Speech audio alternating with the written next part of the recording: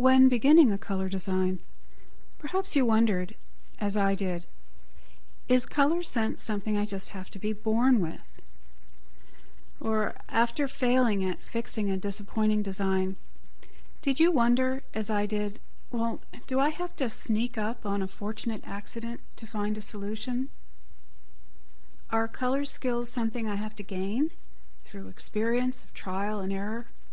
Do I need to make enough mistakes to finally break through to making color designs so beautiful that I just can't stop admiring them? Or do I have to copy what others do? Maybe I just don't have what it takes to become my own favorite color designer. Or is there something deeper? Are there principles of color design that I can study objectively? Maybe I just didn't read enough of the right things. Most study begins, sensibly enough, with color theory, as explored in the science of physics. Now, I suffered through this at the beginning of most books on art and crafts without ever benefiting from how in the world it might improve my color skills. So I delved into this topic only to discover that there are dozens and dozens of color theories that have been put forward since antiquity in an effort to organize and describe color.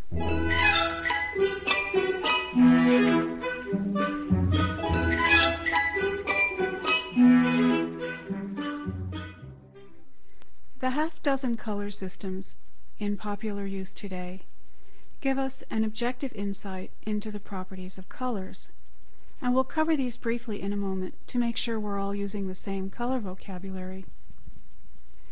But color theory alone, any color theory, cannot tell us the very thing we most need to know. It cannot tell us how to make beautiful color designs. Color theory cannot tell us what beauty is. Since theory in the science of physics led me only so far, I looked to other sciences. Physiology studies how the eye sees color and how the brain receives color input. Anatomy, chemistry, and other related fields enlighten me about the physical processes of turning light into visual data. But again, no insight into what makes combinations and arrangements of color pleasing. I even turned to zoology, fascinating for the wide variety of ways that animals see color, so very different from our own. Psychology looked promising in its study of how the mind interprets visual color data. I found many interesting facts and curiosities, but they seemed to me of little more value than parlor tricks. They didn't bring me much closer to realizing principles of color design that I could turn into techniques which would empower me to create beautiful color designs at will.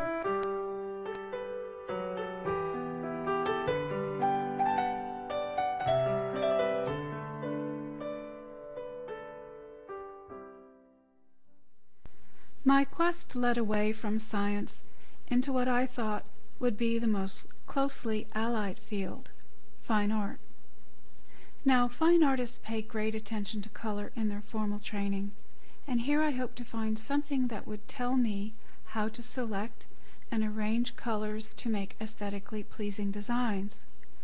But I found that it is from fine art that we as designers have inherited some of our worst habits.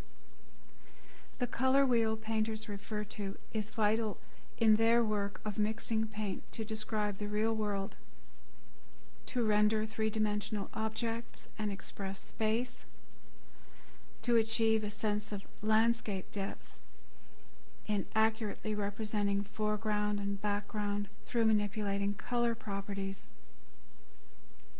Akin to these color techniques is the use of color in composition, where color plays a role in leading the eye through the composition. but design uses color to embellish objects, typically three-dimensional objects, often using repeating motifs. Here it departs from fine art. More importantly, expressing beauty may or may not be a fine artist's goal. For a designer, however, beauty is essential as an expression of form and function. In a later section, we'll return to the valuable things we can transfer from fine art to design. But we'll also challenge and correct many of the concepts that designers have picked up from fine art and tried to incorporate into design work.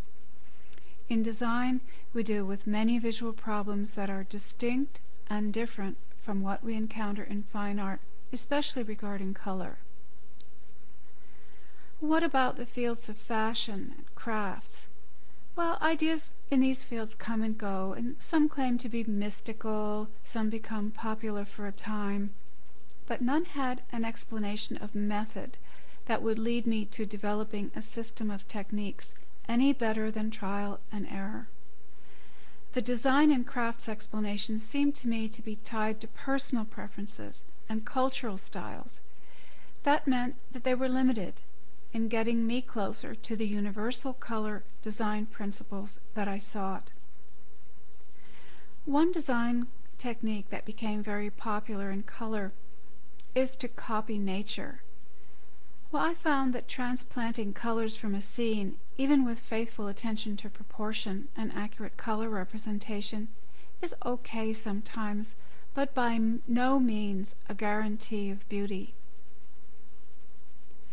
Most of the introductions to color that I found made a lot of promises, then inflicted color theory definitions on me, and ultimately resorted to pre-selected color palettes. A few gave crude techniques like ways to use split complements. I turned these books inside out before I came to the decision that I would need to create my own techniques. And I did, much to my surprise. These are what I will share with you. Hopefully, this will bring new hope and expertise to your work.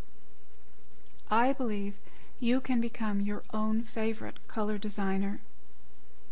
Let's get through the color theory basics and be on our way.